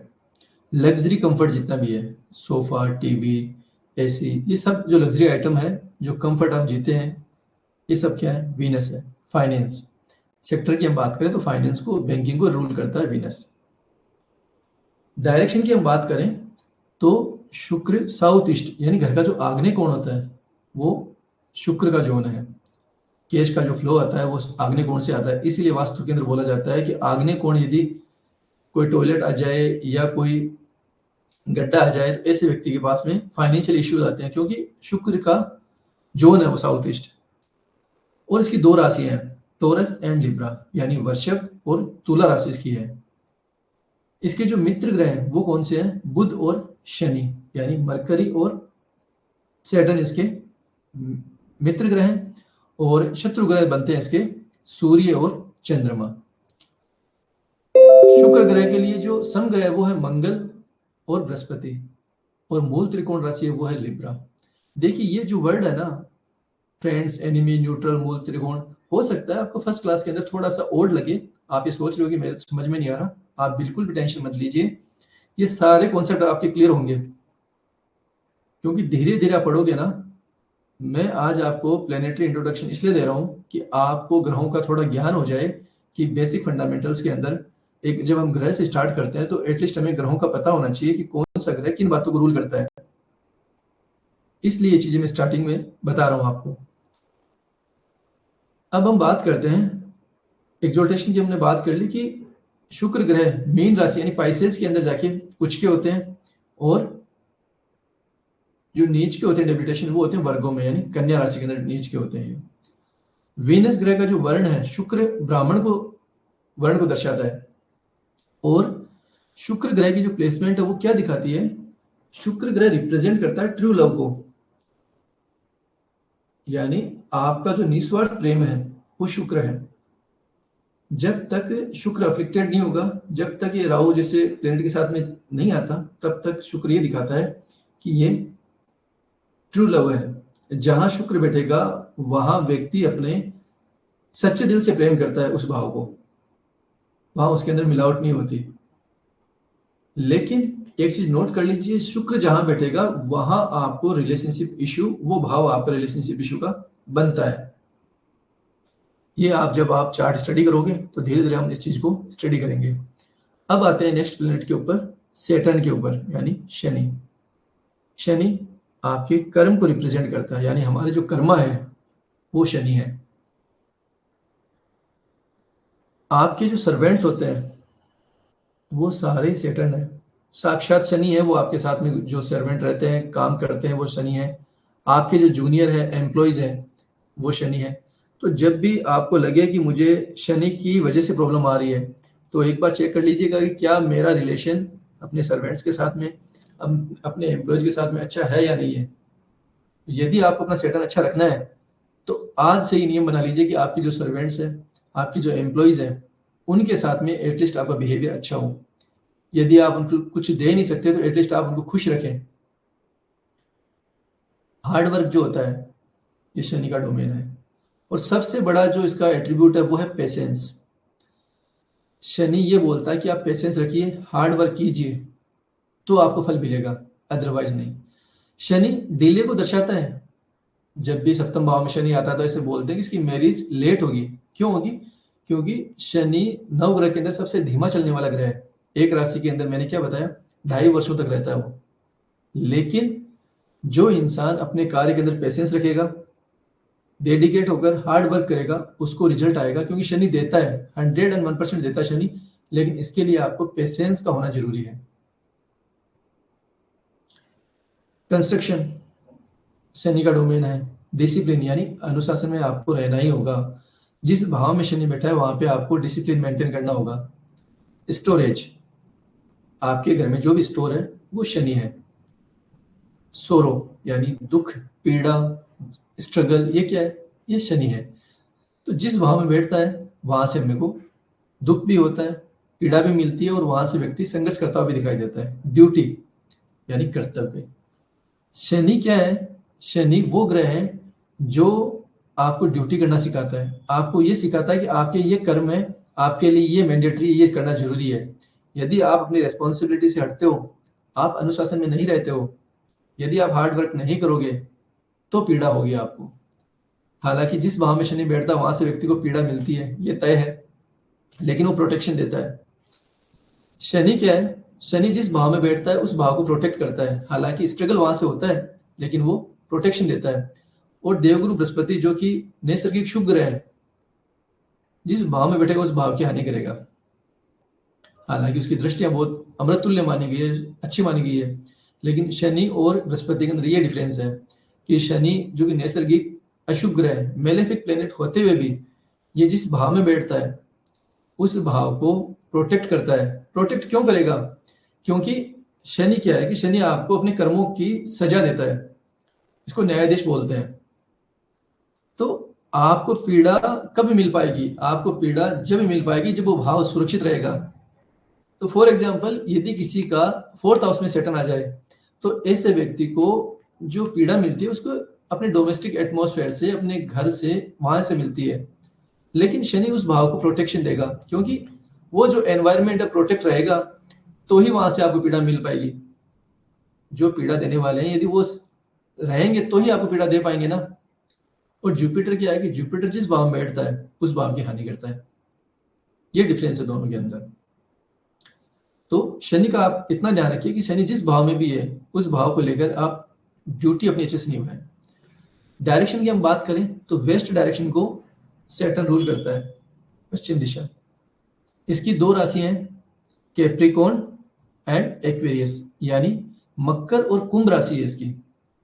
इसके जो मित्र ग्रह वो कौन है? दो ही ग्रह, बुध और शुक्र। और एनिमी कौन कौन है? सूर्य, मार्स, ये इसके एनिमी है। और जुपिटर जो है वो है न्यूट्रल है। देखिए शनि क्या है कि बहुत ठंडा ग्रह है, और सन, मार्स, ये क्या है? एक्सट्रीम हॉट प्लेनेट है, अग्नि को रिप्रेजेंट करते हैं ना ये। तो एनिमी हो गया इनके, न्यूट्रल हो गया जुपिटर। और शनि की जो मूल त्रिकोण राशि है वो है एक्वेरियस, यानी कुंभ राशि। जब भी कोई ग्रह अपनी मूल त्रिकोण राशि में जाता है तो वो अच्छा माना जाता है। ये धीरे धीरे आपको समझ में आ जाएगा। एक्सोल्टेशन की हम बात करें कि शनि ग्रह कौन सी राशि में उच्च का होता है, तो लिब्रा में, यानी 7 नंबर जो राशि है वहां ये उच्च के होते हैं। और डेबिलिटेशन एरीज के अंदर, यानी मेष राशि के अंदर ये डेबिलिटेट होते हैं। शनि का जो वर्ण है वो क्या है? शूद्र वर्ण है, यानी जो भी सेवा करने वाले हैं, जो भी एम्प्लॉइज हैं, सेवा करते हैं, वो वर्ण है वो सैटर्न का है। Placement of Saturn in horoscope. Shani की प्लेसमेंट आपके बर्थ चार्ट के अंदर क्या दिखाती है? मैं आपको बता चुका हूं कि जिस भाव में शनि बैठेगा उस भाव से आप आंख बंद करके बोल सकते हो कि आपको पीड़ा इस भाव से मिलती है, आपकी जो दुखती रग है वो यहां से है। लेकिन इसके अलावा आपको ड्यूटीफुल, आपको रेस्पॉन्सिबल उसी भाव से रहना पड़ेगा जिस भाव में शनि है। आपको वहां की जिम्मेदारियां निभानी पड़ेगी, भले ही आपको कितना ही कष्ट वहां से मिले, क्योंकि जितने आप जिम्मेदार रहोगे उतना ही आपके लिए अच्छा रहेगा। जितने आप अनुशासन में रहोगे, जितना आप पेशेंस के साथ में कार्य करोगे, उतना ही आपका शनि अच्छा रहेगा। इस प्रकार से आप शनि को अलाइन कर सकते हो। Next planet Rahu. राहु क्या है? इनसिक्योरिटी।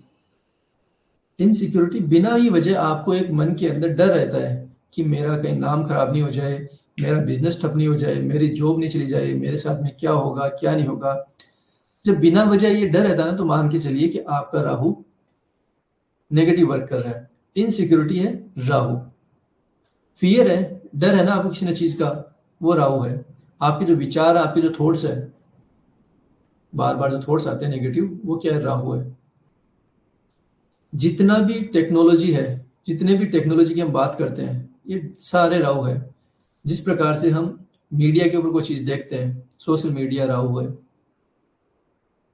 राहु एक व्यक्ति को रातों रात ऊपर ले जा सकता है और रातों रात जमीन पे ला सकता है। आपने देखा होगा कि जब राहु की दशा चलती है तो एक सिंगर जो कि प्लेटफॉर्म पे गाना गुनगुना रही है, वहीं से उसको ले लिया जाता है और रातों रात वो सेलिब्रिटी बन जाती है। और कुछ ही दिनों के बाद में जब उसकी राहु की दशा चली जाती है तो वो फिर से पर्दे से गायब हो जाती है और कोई नहीं जानता कि वो कहाँ गई। तो राहु का इस तरह का काम है।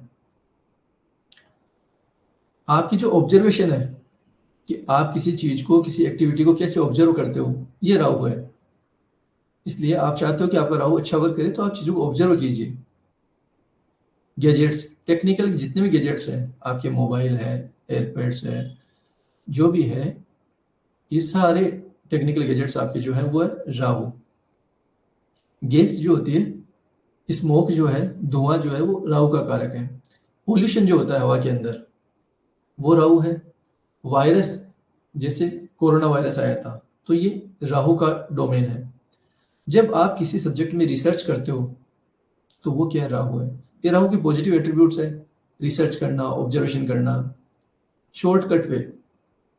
जब भी कोई व्यक्ति शॉर्टकट तरीके से पैसे कमाने की सोचे, शॉर्टकट आपको स्कीम बताए, तो मान के चलिए कहीं ना कहीं इसका राहु एक्टिव है, तभी ये शॉर्टकट की बातें कर रहा है।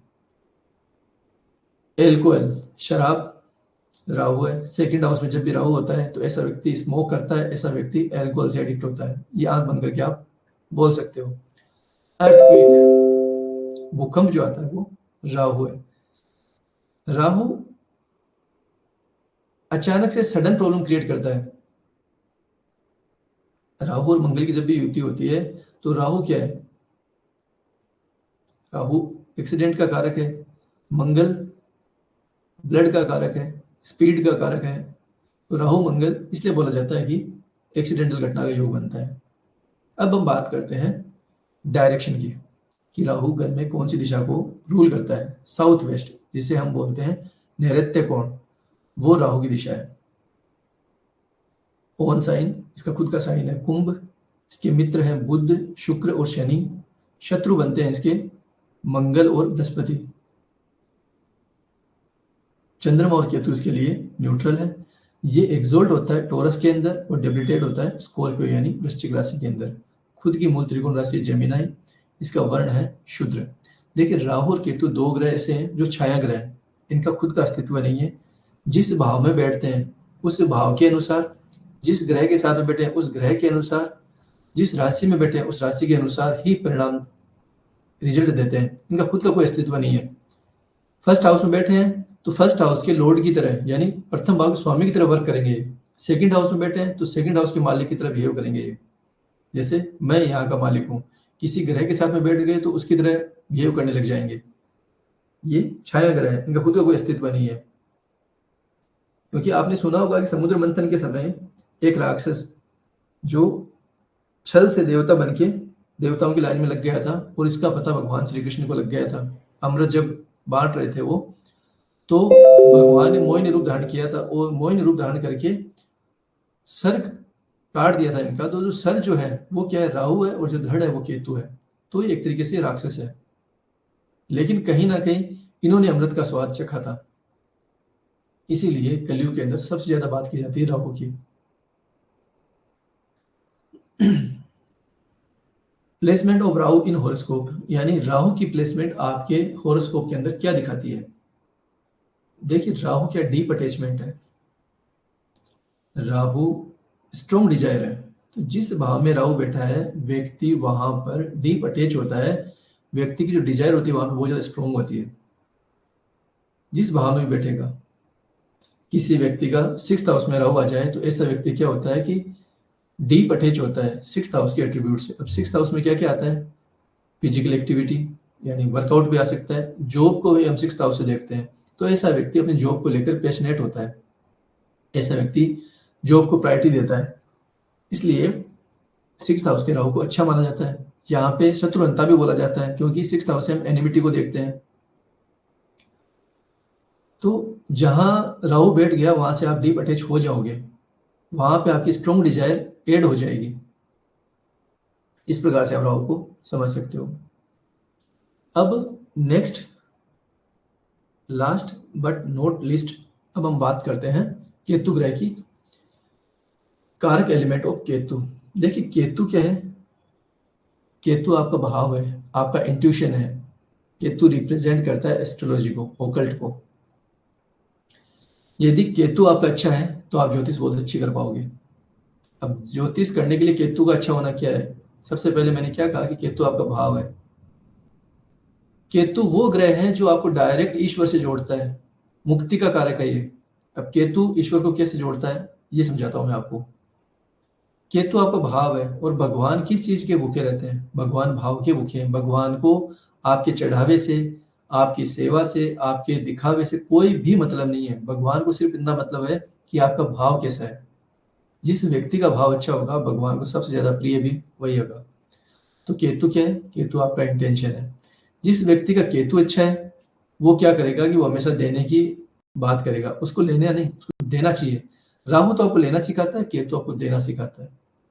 तो जो व्यक्ति लेने की प्रवृत्ति में रहे तो मान के चलिए इसका राहु वर्क कर रहा है।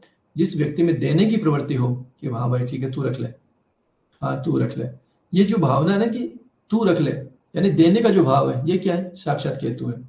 केतु मुक्ति है, लिबरेशन है केतु। ये आपको हर बंधन से मुक्त करने के लिए आया है। जिस भाव में बैठेगा वहां से आप विरक्ति फील करोगे, वहां से आप महसूस करोगे कि छोड़ो यहाँ से। उस भाव को आपने पूरे जन्म के अंदर भोग चुके हो वहां पर, अब वहां से आप मुक्त होने के लिए आए हो। इसलिए 12th हाउस में जब केतु जाता है तो बोला जाता है इस व्यक्ति का अंतिम जन्म है, क्योंकि ये मोक्ष का भाव है। केतु ज्योतिष के अंदर सबसे बड़ा प्लेनेट है। केतु को हमेशा साथ के रखिए। जब आप लिखते हो तो केतु है, एक्टिव कर रखा आपने। जब आपका इंटेंशन प्योर है तो आपका केतु अच्छा है। जिस व्यक्ति का केतु अच्छा होगा उसका इंट्यूशन अच्छा होगा, पूर्वाभास। किसी भी घटना का पूर्वाभास होना, इट मीन्स केतु अच्छा वर्क कर रहा है। केतु डॉग्स को रिप्रेजेंट करता है।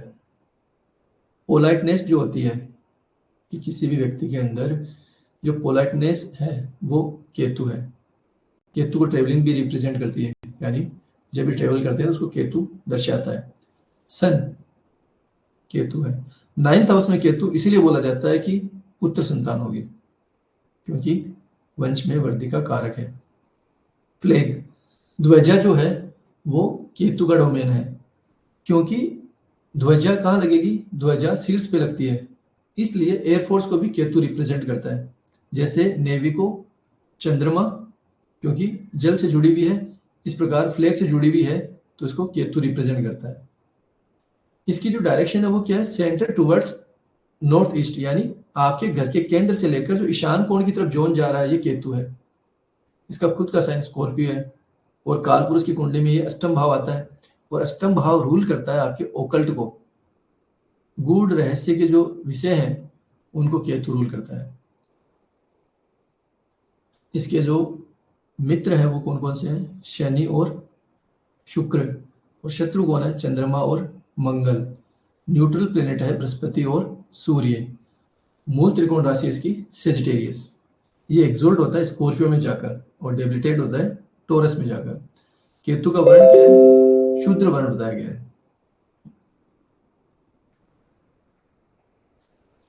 अब केतु की प्लेसमेंट क्या दिखाती है? केतु की प्लेसमेंट ये दिखाती है कि जिस भाव में भी आपका केतु है वो आपको वहां से डिटेच करेगा, आपको वहां पे अटैच नहीं होने देगा। आपको ये लगेगा कि हाँ मैं इस चीज को भोग चुका हूं, और एक समय ऐसा आएगा जब आप केतु आपके अंदर एक्टिव होने लग जाएगा तो आपको उन चीजों से मोह हटने लग जाएगा। सेकेंड हाउस का केतु क्या दिखाता है कि इस व्यक्ति ने अपने पूरे जन्म के अंदर बहुत अच्छा धन यूटिलाइज किया, बहुत अच्छा धन इसने यूज किया है, इसलिए यहाँ पर इसको कहीं ना कहीं धन की प्रॉब्लम रह सकती है, या हम बोल सकते हैं इस व्यक्ति के पास सेविंग नहीं रहेगी। इस प्रकार से आप 12 हाउस के अंदर केतु ये दिखाता है कि जिस भाव में बैठा है वहां से व्यक्ति विरक्ति अनुभव करता है, डिटेचमेंट फील करता है, और वो उस भाव में उस व्यक्ति को स्पिरिचुअल रहना चाहिए जिस भाव में भी केतु बैठता है।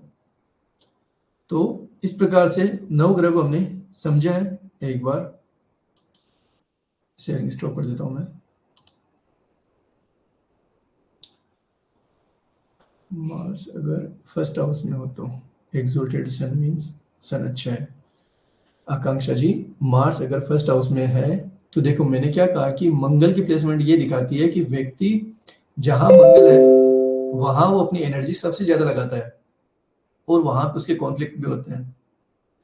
तो ऐसा व्यक्ति खुद के साथ में एनर्जी, जैसे अकेले में बैठ के पढ़ाई करना, खुद के ऊपर ध्यान देना कि मुझे कैसे ग्रोथ लेनी है, मुझे क्या करना है, खुद के ऊपर एनर्जी लगाना, और अग्रेशन का कारक है।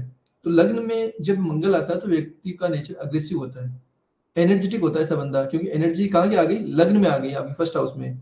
फर्स्ट हाउस आप स्वयं हो, तो ऐसा व्यक्ति ऊर्जावान होता है, कर्मठ होता है ऐसा व्यक्ति, एक्शन ओरिएंटेड होता है कि करना है मतलब करना है तुरंत प्रभाव से। मंगल को देरी बर्दाश्त नहीं होती, एक्शन ओरिएंटेड है ये, जो भी एक्शन लेना है तुरंत प्रभाव से उसको करना है। एक्सोल्टेड सन मीन्स सन अच्छा है। देखिए एक्सोल्टेड और डेबिलिटेड सन अच्छा या बुरा कोई सा नहीं, तो डिपेंड करता है। कई बार नीच ग्रह भी आपको राजयोग देता है और उच्च ग्रह भी कुछ नहीं कर पाता। ये धीरे धीरे मैं आपको आगे पढ़ाऊंगा। एक्सोल्टेड सन, सन जहां बैठेगा वहां पे व्यक्ति को जलाता है, उस भाव से अथॉरिटी भी दिलाता है, फेम भी दिलाता है। अब डिपेंड ये करता है कि बर्थ चार्ट के अंदर बाकी के प्लैनेट्स कैसे हैं, या जो सूर्य बैठा हुआ है वो किस कंडीशन के अंदर बैठा हुआ है, ये इस पे डिपेंड करता है। तो आप मुझे ये बताइए कि आज हमने बेसिक फंडामेंटल पढ़े, ज्योतिष का जो एक इंट्रोडक्शन वो पढ़ा, नवग्रह के हमने एलिमेंट्स कारक तत्व हमने स्टडी करे। तो इनके अंदर आपका कोई डाउट है तो वो मुझे आप बताइए कि इनसे जुड़ी हुई कोई आपकी क्यूरी है, कोई डाउट है या कोई चीज़ समझ में नहीं आई तो आप मुझे मैसेज कीजिए, या पॉसिबल है शायद इसके अंदर कॉल का भी है तो आप वहाँ से भी पूछ सकते हो मुझे कॉल के द्वारा भी, तो आप मुझे मैसेज करके बताइए फिर।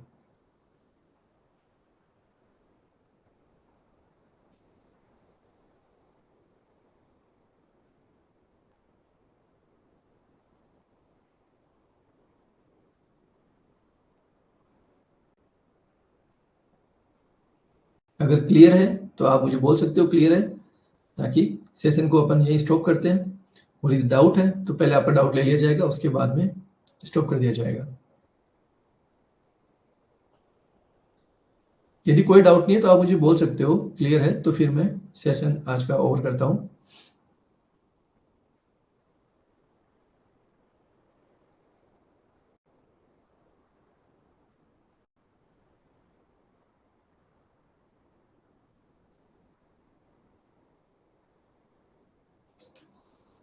अगर आपका कोई मैसेज नहीं आ रहा है, इट मीन्स मैं ये सोचता हूँ कि आपके डाउट जो है कोई भी तरह का डाउट नहीं है और जो मैंने पढ़ाया है वो अब तक क्लियर है, यही मान के मैं आगे बढ़ता हूँ फिर।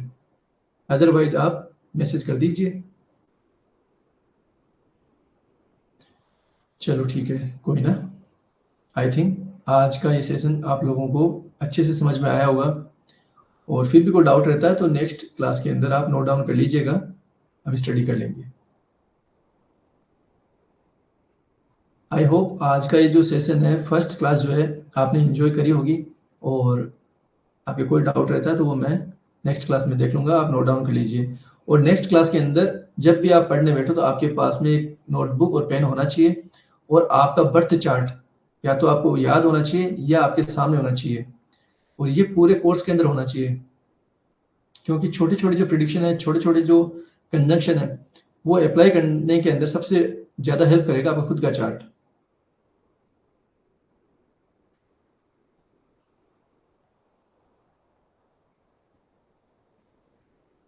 ठीक है, आज के सेशन को यहीं विराम देते हैं। नेक्स्ट क्लास में नेक्स्ट संडे फिर मिलेंगे, तब तक के लिए जय श्री राम।